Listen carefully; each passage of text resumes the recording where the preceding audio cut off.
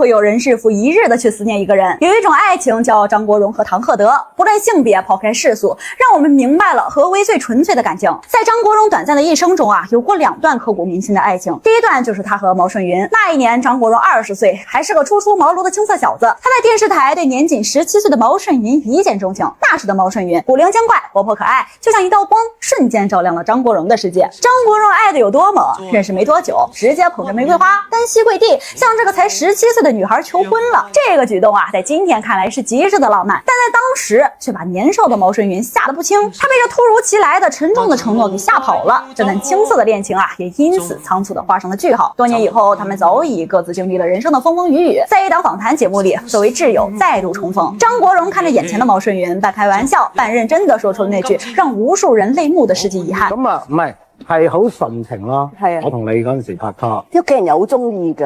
係。其實我嗰時真係唔識得珍惜嘅，如果唔係嘅話咧，就可能你已經改變咗我一生。或許啊，正是這份愛而不得，讓張國榮在後來的歲月裡更加明白了要的是什麼。他需要的不是一個傳統的被世俗定義的妻子，而是一個能真正理解他、支持他、與他靈魂共振的伴侶。於是唐鶴德出現了，他們的緣分啊，其實早在童年就已經埋下。他們是兒時的玩伴，後來因為搬家失去了聯繫，直到多年後重逢才再續前緣。在張國榮事業最低谷、窮到交不起房租的時候，是當時已經是銀行精英的唐鶴德拿出了自己好幾個月的工資，毫無保留的去支持張國榮的音樂夢想。所以啊，他們的愛從來不是誰依附於誰，而是從一開始就是兩個獨立靈魂的相互扶持和雙向奔赴。1997年的紅磡體育館，張國榮身穿一身黑色禮服，當着數萬歌迷和自己的母親的面，用一首《月亮代表我的心》向全世界公開了他和唐鶴德這份不被世俗所接受的感情。失意嘅時候，經濟最差嘅時候，佢可以將佢所有嘅人工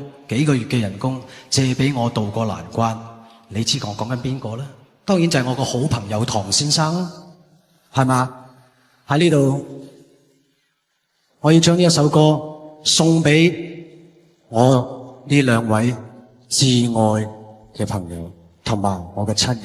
在那個年代啊，這已經不是簡單的官宣，這是一場賭上了自己所有前程的革命。他要用自己巨星的身份去和整個時代的偏見硬碰硬，這份硬氣貫穿了他們愛情的始終。當年啊，有狗仔在街上偷拍他們，唐鶴德下意識的想要躲閃，結果張國榮連頭都沒有回，而是毫不猶豫的牽起了唐鶴德的手，大步向前走。於是就有了那張後來被譽為本世紀最偉大的牽手的經典照片。第二天，面對着鋪天蓋地的報道和爭議，張國榮只是笑着說：“拍得很好看啊，像兩個靚仔逛街。”這份坦蕩啊，是張國榮給唐鶴德的最大的安全感。他把這份愛刻進了自己生活的每一個細節裡。他的車牌號尾數永遠是339，粵語諧音長長久久。他每年都會去寺廟點燃2座寫着他們倆名字的塔香，為這段感情默默祈禱。而在那段最黑暗的日子裡，當張國榮被抑鬱症折磨、情緒失控時，是唐鶴德在事後一個一個的替他向朋友們道歉，小心翼翼的維護着他所有的體面。所以當2003年4月1日那個噩耗傳來時，唐鶴德的世界徹底崩塌了。在張國榮的葬禮上，他1周之內就消瘦到脫相，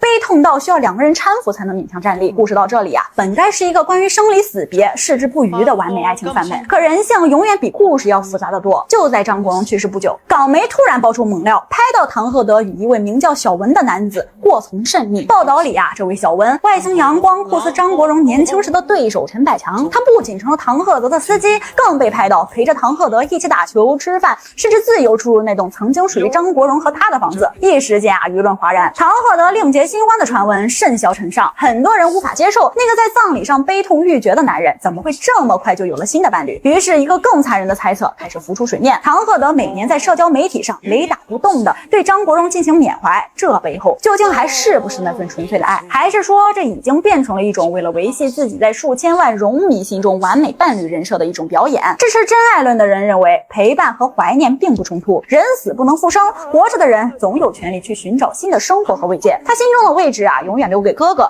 但這不妨礙他身邊出現一個新的能照顧他的人。而支持人設論的人則認為，如果真的有了新的感情，那份每年一度的過於公開和儀式化的懷念就顯得有些刻意了。它更像是一種對粉絲群體的營業，一種鞏固自己為亡人地位的策略。我們不是當事人，無法去揣測唐鶴德內心最真實的想法。或許啊，真相就藏在張國榮對毛舜筠說的世紀遺憾裡，一個是如果娶了就能改變一生的白月光，一个是拼了命也要认爱，却最终天人永隔的朱砂痣。张国荣这一生啊，爱得热烈，也爱得惨烈。